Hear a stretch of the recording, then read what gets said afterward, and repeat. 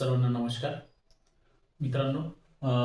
खरं तर काल रात्री टी-ई-टीचा महा टी-ई-टीचा 2025चा निकाल लागला आणि अनेक आपले जे शिक्षक बांधव आहेत यामध्ये उत्तीर्ण झालेले त्या सर्वांचं मनपूर्वक अभिनंदन.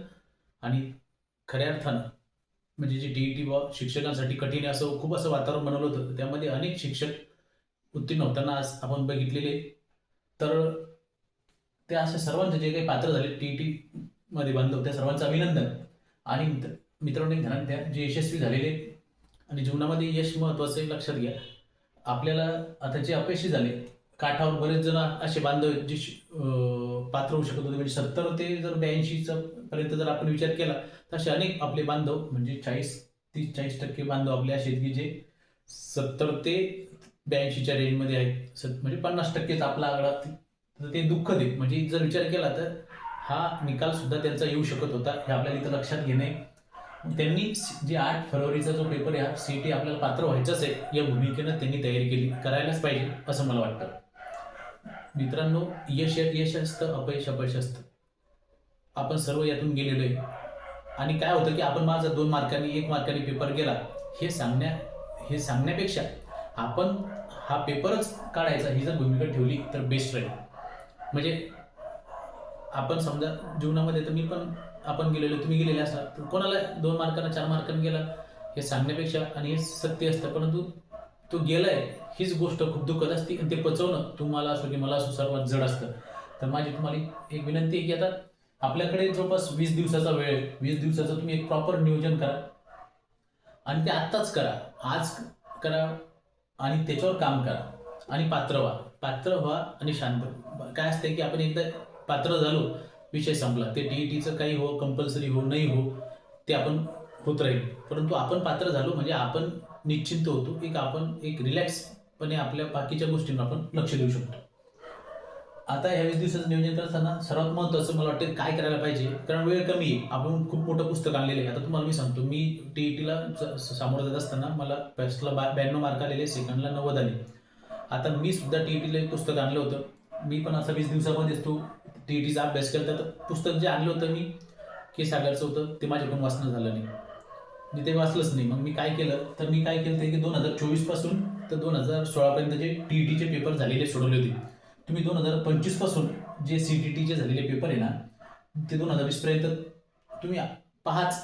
त्याच्यावर कसंही काम करा, 20 पर्यंत पहा किंवा जे तुम्हाला शक्य असतील ते पहा. पण 5-10 पेपर तुम्ही चाळा. आता लेटेस्ट 2025 पासून उलटे जा. सुरुवात 2025 पासून करा. तिकडून इकडे आलात तर आपला पॅटर्न बदललेला असतो. कारण मी पाहिलं की टेटच्या बाबतीत काय होतं, महा टी-ई-टीचा 24 पासून 16 पर्यंत गेलो तर माझे मार्क कमी कमी होत गेले होते. तर मला असं वाटतं की तुम्ही इकडून सुरू करा. 2025 पासून जा, म्हणजे तुम्हाला लक्षात येईल की पॅटर्न कसा आहे. म्हणजे हे पेपर तुम्ही सोडवा, सिटीचे पेपर पहा. यानंतर आपल्याला महत्त्वाचं काम काय, जो रिझल्ट तुम्ही जर पाहिलं की सर्वात महत्त्वाचा विषय असतो गणित, की तो रिझल्टला त्याच्यावर रिझल्ट बनतो. तर ज्यांना गणित येत नाही ना त्यांनी सर्वप्रथम त्या विषयावर काम केलं पाहिजे. आजपर्यंतचे जे लोक अपयशी होतात ते फक्त याच्यामुळे अपयशी होतात की त्यांनी त्यांच्या कमतरतेवर काम केलेलं नसतं. आणि तुम्हाला मला आपल्याला आपल्या कमतरता माहीत असतात, त्या विषयावर आपण काम करायला पाहिजे.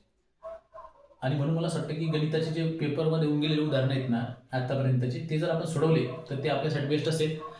ते हिंदीमध्ये समजण्यासाठी जर त्याचे शब्द आपल्याला अडचण येत असेल तर आपण इंग्रजी भाषेची मदत घ्या.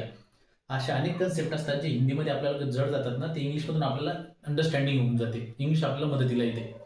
जरी आपल्याला इंग्लिशची भीती वाटत असली तरी मला सुद्धा तर इंग्लिश कठीण जाते थोडं. परंतु मी पाहिलेलं आहे, मी इग्नो वगैरे पेपर देताना पण की आपल्याला बऱ्याचदा इंग्लिशमध्ये काही कन्सेप्ट समजतात. MPSCचे पेपर अटेंड करताना कधी कधी मराठीची कन्सेप्ट एखादा शब्द नाही समजला तर त्या इंग्लिशमधून एखादा तो शब्द आपल्याला सहज अंडरस्टँडिंग होतं. तर म्हणून इंग्लिशचा आपण आधार घेतला पाहिजे. रिझल्ट जर फिरवणारा विषय तर पेडागॉजी हा नवीन आहे सर्वांसाठी. तर शैक्षणिक बालशास्त्र जे त्याच्यात नोट्स तुम्ही ठरवा कोणत्या वाचायच्या आहेत त्या, आणि त्या नोट्स किंवा जे काही तुमचं मटेरियल ठरवलं ते दोनदा आपल्याकडून वाचल्याच गेलं पाहिजे. त्याच्या कन्सेप्ट आहे त्या दोनदा समजून घेतल्याच गेल्या पाहिजे. आणि पेपर ओरिएंटेड वाचायचं. जे काही वाचत आहे आपण पेपर ओरिएंटेड म्हणजे पेपरला आलेलं आहे किंवा येऊ शकतं असेच घटक आपण कमीत कमी पानं असलेलं पण त्याला दोनदा आपण वाचणं गरजेचं आहे. यानंतर आहे सामाजिक शास्त्र जो आहे ते NCERTचे 5 ते 8चे बुक्स जर तुम्हाला मिळाले असेल तर त्या बुक्समधून चढा, किंवा त्याच्या नोट्स मिळाले असतील तर त्या नोट्स वाचा, किंवा इतर कोणत्या नोट्स असेल त्या वाचा. पण त्याला सुद्धा जर दोनदा तुम्हाला एकदा वाचून दुसऱ्यांदा रिवाईज करता आलं, रिव्हिजन देता आली, तर ते बेस्ट असेल आपल्यासाठी. आणि टेस्ट सिरीज कुठली ना कुठली तरी आत्तापासून लावा. दररोज म्हणजे असं समजा की 200 प्रश्न आपण सोडवलेच पाहिजे असं एक टार्गेट ठेवा. 200, 250, म्हणजे जेणेकरून तुमच्या पेपर होईपर्यंत असे 2,500-3,000 प्रश्न जर सोडवता आले तर ते अजून आपल्यासाठी बेस्ट असेल. कुठली तरी PWची असेल फिजिक्सवाला, किंवा टेक्स्ट बुक असेल, किंवा इतर पण इग्नाईट अकॅडमी असेल, विविध अकॅडमी, रायझिंग टीचर्स आहेत, असे जे काही आपल्याला उचित वाटतील ऑनलाईन सर्च मारा आणि एक चांगली एखादी टेस्ट सिरीज लावा आणि त्याच्यावर पण प्रॅक्टिस चालू द्या. ह्या गोष्टी आपल्याला निश्चित यशस्वी करून सोडतील. मित्रांनो, हे जे आलेलं अपयश आहे याला जर आपल्याला धरायचे ना, तर म्हणजे अस्वस्थपणा मनामध्ये निर्माण करा. अस्वस्थपणा म्हणजे कोणती, की मला हाच पेपर CETचा 8 फरवरीचा काढायचा आहे 2026चा, आणि यासाठी वेळ काढा. वेळ काढा म्हणजे दररोज शाळेत, मी पण टेटला दररोज शाळेत जात होतो, तुम्ही पण, आपण शाळेत जातो, पण शाळेतून आल्यानंतर 2-2.5 तास पेपर सोडवा, काही किंवा मटेरियल ठरवा, तेच मटेरियल पुन्हा पुन्हा चाळा. 2-2.5 तास का होईना दररोज वेळ काढा आणि आपल्या अभ्यासाला द्या.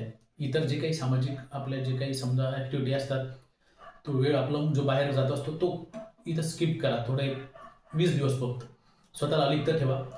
मित्रांनो, जर आपल्याला ती परीक्षा पास व्हायची तर हिंदीमधून द्यायची, तर हिंदी आणि इंग्रजी मीडियम असेल, ज्या मीडियममधून द्यायचे तो आपल्याला तो घटक त्यातून वाचावाच लागेल, जेणेकरून आपल्याला पेपर अटेंड करताना सोपं जाईल, त्याची प्रश्नांची भाषा आपल्याला समजेल. आणि मला वाटतं टेस्ट सिरीज त्यासाठी खूप महत्त्वाचा रोल आपल्यासाठी ठरू शकतो. शेवटी मला एवढंच तुम्हाला म्हणायचं आहे, लहरों से नौका पार नहीं होती, कोशिश करने वालों की कभी हार नहीं होती. नन्ही चिट्टी जब दाना लेकर चढ़ती है, चढ़ती दीवारों पर सौ बार फिसलती है.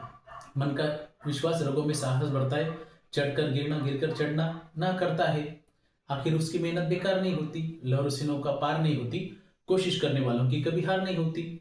डुबकियां सिंधु में गोताखोर लगाता है, डुबकियां सिंधु में गोताखोर लगाता है, जा जाकर खाली हाथ लौट आता है. मिलते न सहज मोती गहरे पानी में, मिलते न सहज मोती गहरे पानी में, बढ़ता धुना उत्साह इसी हैरानी में. मुट्ठी उसकी खाली हर बार नहीं होती, मुट्ठी उसकी खाली हर बार नहीं होती. लहरों से नौका पार नहीं होती, कोशिश करने वालों की कभी हार नहीं होती. असफलता एक चुनौती है, असफलता एक चुनौती है, स्वीकार करो. क्या कमी रह गई देखो और सुधार करो. जब तक ना सफल हो, जब तक ना सफल हो, चैन नींद की त्यागो तुम. संघर्षों का मैदान छोड़ मत भागो तुम. कुछ किए बिना किसी की जय जयकार नहीं होती, कुछ किए बिना किसी की जय जयकार नहीं होती. लहरों से नौका पार नहीं होती, कोशिश करने वालों की कभी हार नहीं होती. मी सांगतो, तुम्ही 100% येणारा 8 फरवरीचा 2026चा पेपर उत्तीर्ण व्हाल. फक्त प्रामाणिकपणे काही पण असू द्या, 20 दिवस स्वतःसाठी द्या. आपल्या CETला हिला काढा आणि या TET CETच्या चक्रातून बाहेर पडा. मित्रांनो, प्लीज तुम्हाला आग्रहाची विनंती आहे की जीवातून थोडा अभ्यास याला द्याच करा आणि क्वालिफाय व्हा, पात्र व्हा. सर्वांना खूप खूप शुभेच्छा. धन्यवाद.